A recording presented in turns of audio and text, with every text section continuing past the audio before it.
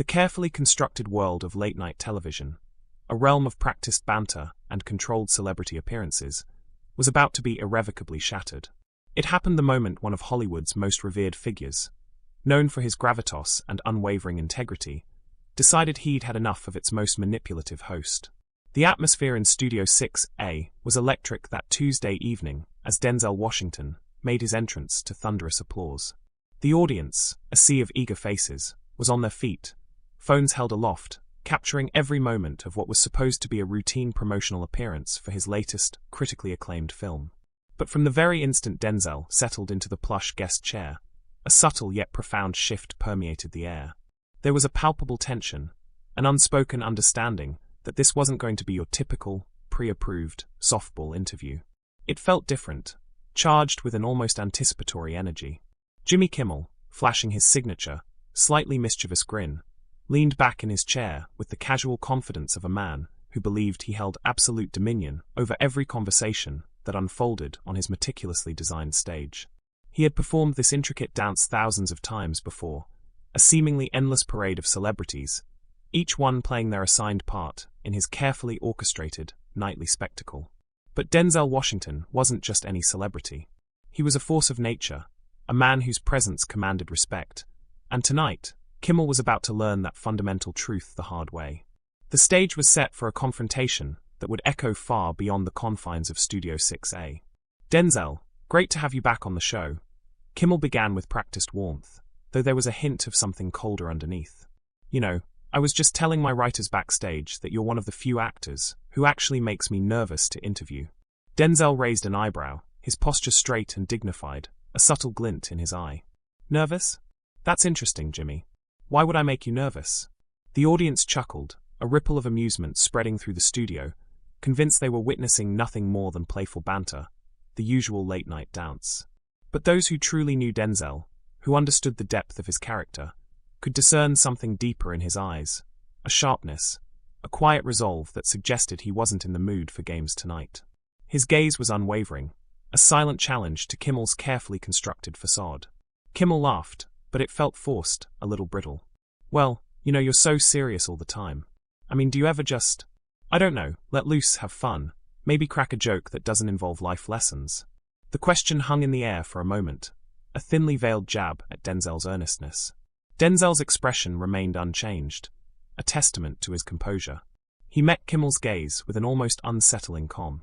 I have plenty of fun, Jimmy, but I also believe in treating people with respect, especially when they invite me into their home, Denzel said, his voice calm, but with an underlying firmness. He gestured subtly toward the audience. These folks took time out of their evening to be here. Kimmel waved his hand dismissively, a hint of impatience creeping into his voice. Of course. But come on, you have to admit, sometimes you take yourself a little too seriously. I mean, we're here to entertain people, right? Denzel leaned forward slightly, his voice calm, but carrying an edge that made the studio feel smaller, the air grow heavy. Entertainment doesn't have to come at the expense of dignity, Jimmy. Something I thought you might have learned by now. The audience grew quieter, the initial ripples of amusement replaced by a growing unease. They sensed the shift, the subtle but undeniable change in the energy of the room. Kimmel's smile faltered for just a split second, a flicker of genuine surprise, before returning, but it was different now, more strained, a desperate attempt to maintain control. Wow. Okay, Denzel, we're going deep tonight, I guess, Kimmel said with a nervous laugh, trying to lighten the mood. Look, I think you might be misunderstanding what we do here. This is comedy. It's supposed to be light. Light, Denzel repeated, his voice steady, but with an intensity that cut through the studio's artificial brightness, a laser focus in his eyes. Is that what you call it when you mock people's faith? When you turn personal struggles into punchlines? When you use your platform to tear people down instead of building them up? The tension was palpable now, a thick, suffocating blanket descending upon the studio. Kimmel shifted uncomfortably in his chair, his usual confidence beginning to crack under Denzel's unwavering, almost accusatory gaze. The playful banter had evaporated, replaced by a raw, unscripted confrontation. I think you're taking this way too seriously, Kimmel said, his tone becoming more defensive, a hint of desperation creeping in. Look, everyone who comes on this show knows what they're signing up for. It's comedy. It's satire. If you can't handle a little ribbing, maybe late-night television isn't for you. Denzel's jaw tightened almost imperceptibly, his voice a low, steady rumble. A little ribbing, Jimmy. I've been watching your show for years. I've seen how you operate. You invite people here, you make them feel comfortable, and then you ambush them. You use their vulnerabilities as material for your monologue the next night. That's not true, Kimmel protested, but his voice lacked conviction, a tremor in his words. We're equal opportunity here. I make fun of everyone. No, Jimmy, Denzel said, his voice rising just enough to command the room's complete attention, a powerful declaration. You don't make fun of everyone equally. You punch down. You go after people who can't fight back, who don't have the platform to defend themselves, and you hide behind the excuse of comedy when people call you out on it. The studio audience was dead silent now, caught between their ingrained loyalty to Kimmel and the undeniable truth in Denzel's words. The cameras kept rolling, capturing every agonizing moment of what was becoming less of an interview and more of a public reckoning. Kimmel's face was flushed, a deep crimson spreading across his cheeks, and for the first time in years, he seemed genuinely rattled, his composure completely shattered. Look, Denzel, I don't know what's gotten into you tonight, but you're way out of line here, Kimmel said, his voice strained, a desperate plea. This is my show, and I won't be lectured by someone who thinks they're better than everyone else. Better than everyone else? Denzel's voice was sharp now, cutting through Kimmel's attempt to deflect, a surgeon's precision. Jimmy, this isn't about being better than anyone. This is about basic human decency. This is about using your influence responsibly instead of weaponizing it for cheap laughs. Cheap laughs? Kimmel shot back, his composure finally cracking, a desperate edge to his voice. You know what's cheap? Coming on someone's show, and then attacking them on their own stage. You want to talk about respect? How about showing some to the man who invited you here? Denzel stood up slightly in his chair, his presence filling the space around him, an aura of quiet power. Respect is earned, Jimmy, and you lost mine a long time ago. The words hung in the air like a challenge that couldn't be taken back, a gauntlet thrown down. Kimmel's face went through a rapid series of expressions, from shock to anger to something that looked almost like genuine panic. He glanced frantically toward his producers off stage, but they were frozen, paralyzed, unsure whether to cut to commercial or let this explosive, unscripted moment play out. The silence in the studio was deafening, punctuated only by the whirring of the cameras. You lost my respect a long time ago, Denzel repeated, his voice steady as granite, each word a chisel against Kimmel's crumbling defenses. When you decided that your platform was more important than people's humanity. Kimmel forced out a laugh that sounded more like a bark, a desperate attempt at bravado. Humanity? Are you kidding me right now? This is television, Denzel.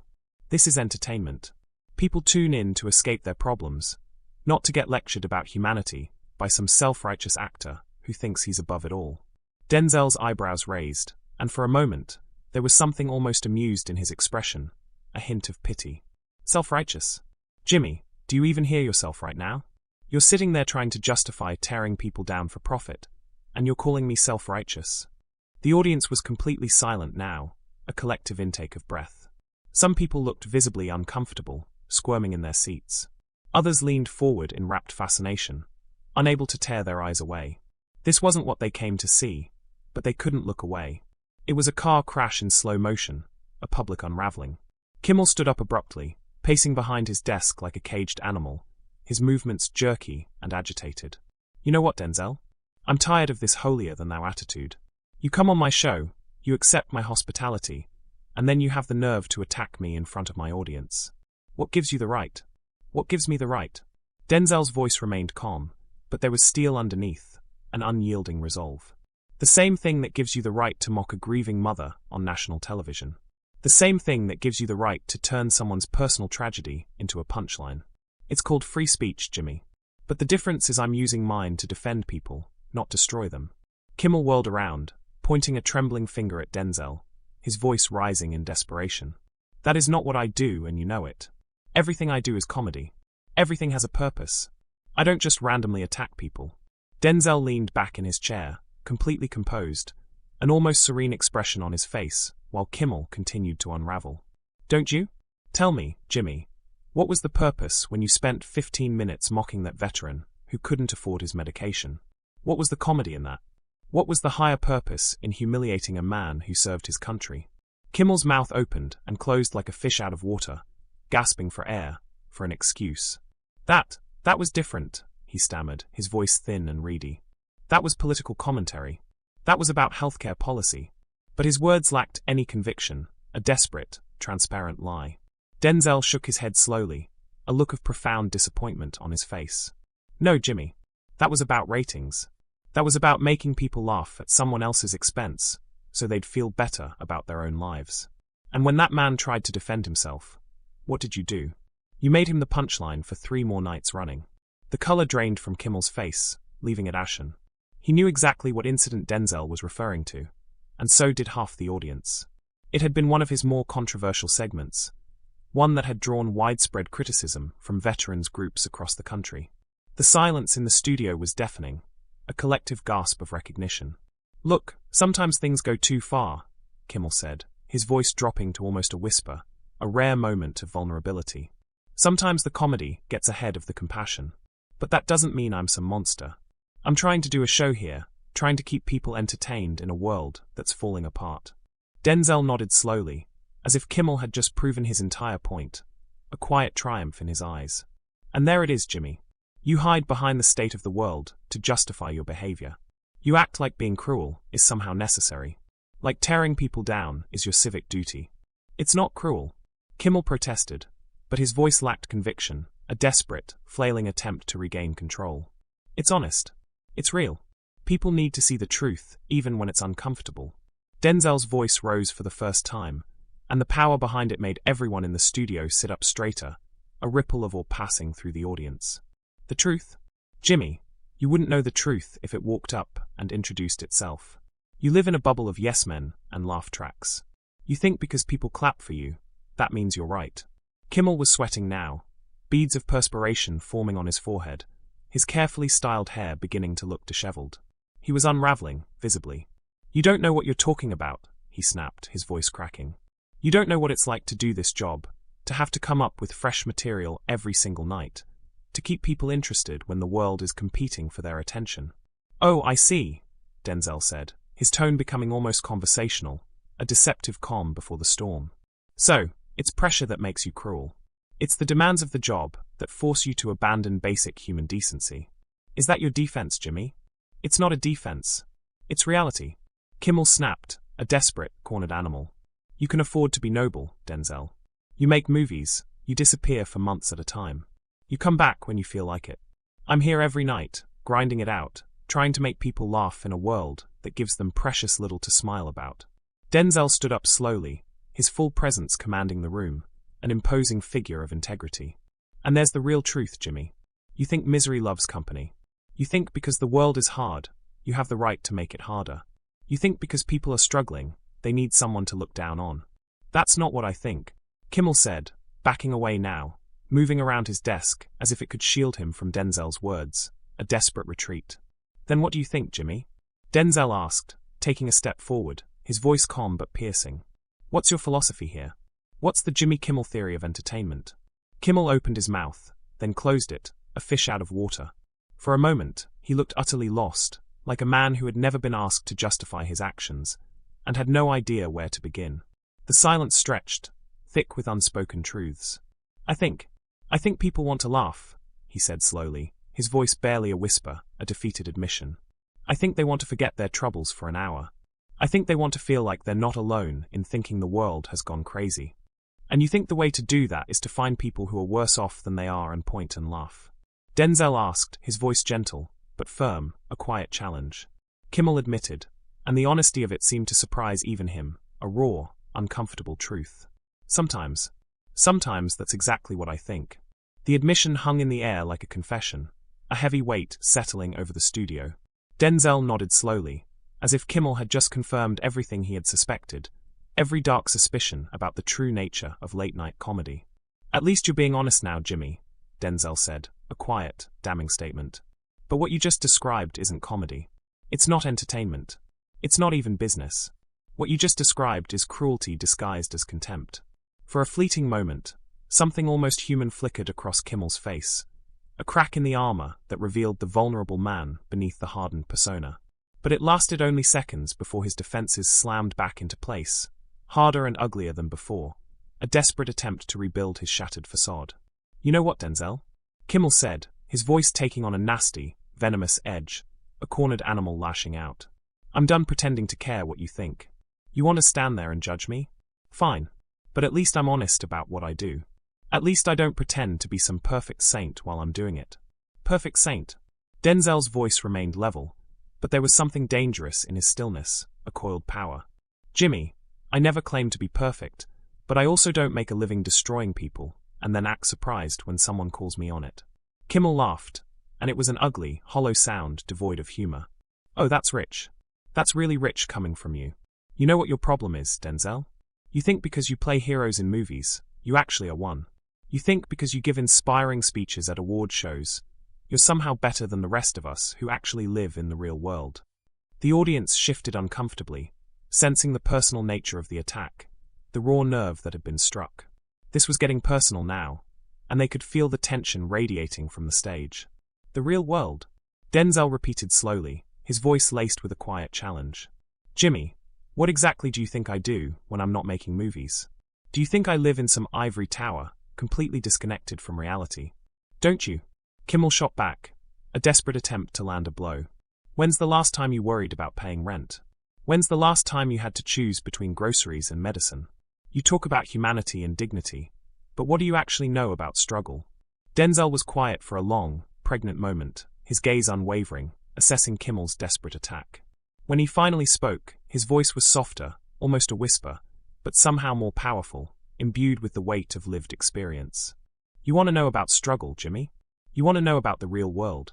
Denzel said, his voice filled with a quiet, profound authority. I grew up in Mount Vernon, New York. My father was a minister. My mother worked 3 jobs to keep us fed. I've been where these people you mock have been. The difference is I remember where I came from. Kimmel rolled his eyes, a dismissive gesture, trying to regain his cynical edge. Oh please. The humble beginning speech. How original. You made it, Denzel. You're rich. You're famous. You're beloved. Stop pretending you're still one of the common people. I'm not pretending anything, Denzel said, his voice rising slightly, a controlled passion. But I also don't forget that success doesn't give me the right to look down on people who are still struggling. It gives me the responsibility to lift them up. Lift them up? Kimmel's voice was mocking now, a sneer twisting his lips. Is that what you call this?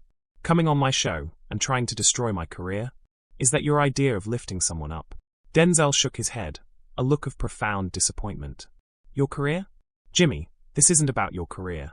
This is about your character. And if pointing out that you've lost your way somehow destroys your career, maybe that says more about your career than it does about me. Kimmel's face was red now, a vein pulsing visibly at his temple, his anger barely contained. You arrogant son of a, he began, his voice choked with rage. You think you can just waltz in here and lecture me about character? You think you can sit in judgment of me on my own show? Language, Jimmy, Denzel said calmly, a quiet rebuke. There are families watching. Families? You want to talk about families? Kimmel practically screamed, his voice cracking with desperation. How about the families that depend on this show for their livelihoods? How about the writers, the producers, the crew members who work here? What about their families? When your little moral crusade puts them out of work? If your show can't survive without cruelty, maybe it doesn't deserve to survive, Denzel said simply, his voice a quiet, undeniable truth. The words hit Kimmel like a physical blow. He staggered back a step, his mouth opening and closing soundlessly, a fish out of water. Around the studio, you could hear the collective intake of breath from the audience, a shared gasp of shock. How dare you? Kimmel whispered, his voice shaking with a mixture of rage and disbelief. How dare you sit there and threaten the jobs of innocent people, just because you don't like my comedy? I'm not threatening anyone's job, Jimmy, Denzel said, his voice steady, unwavering. I'm suggesting that maybe, just maybe, you could do better. Maybe you could use your platform to build people up instead of tearing them down. Maybe you could find humor that doesn't require human suffering as its foundation. Human suffering? Kimmel's voice cracked, a desperate plea. It's comedy, Denzel. It's jokes. It's not life and death, isn't it? Tell that to the families you've mocked, Denzel said, leaning forward, his gaze intense, piercing. Tell that to the people whose worst moments you've turned into entertainment. Tell that to the kids who get bullied at school because you made their parents' struggles into a punchline. Kimmel was shaking now, visibly trembling, his carefully constructed facade completely shattered. The studio was silent, save for the faint hum of the cameras. The audience was transfixed, witnessing a raw, unscripted moment of truth. This was not entertainment, this was a reckoning. The air was thick with tension, a palpable sense of discomfort and awe. Denzel's quiet power had completely disarmed Kimmel, leaving him exposed and vulnerable. The weight of Denzel's words hung heavy in the air, a moral indictment that Kimmel could not deflect. The audience, once passive observers, were now active participants, their silence a testament to the profound impact of the confrontation. This was a moment that would be remembered, a moment that would redefine the boundaries of late-night television. The raw honesty of Denzel's words cut through the artifice, exposing the uncomfortable truth beneath the laughter. It was a powerful reminder that even in the world of entertainment, there are lines that should not be crossed, and that true humor should uplift, not demean. The silence in the studio was a testament to the gravity of the moment, a collective realization that they were witnessing something truly extraordinary. The tension was almost unbearable, a palpable force that held everyone in its grip. Denzel's unwavering gaze, his calm demeanor, was a stark contrast to Kimmel's escalating panic, highlighting the moral high ground that Denzel had so firmly established. This was not just a debate, it was a battle for the soul of late-night television, and Denzel was winning. What do you think about Denzel Washington's powerful confrontation with Jimmy Kimmel? Did he go too far, or was he absolutely right to call out this behavior? Drop your thoughts in the comments below, and let me know which side you're on. If you're tired of fake celebrity interviews, and want to see more real moments like this, smash that like button and subscribe for more explosive celebrity drama that the mainstream media won't show you. Hit the notification bell, so you never miss our latest exposés. And don't forget to share this video with anyone who needs to see what happens when integrity meets arrogance in Hollywood.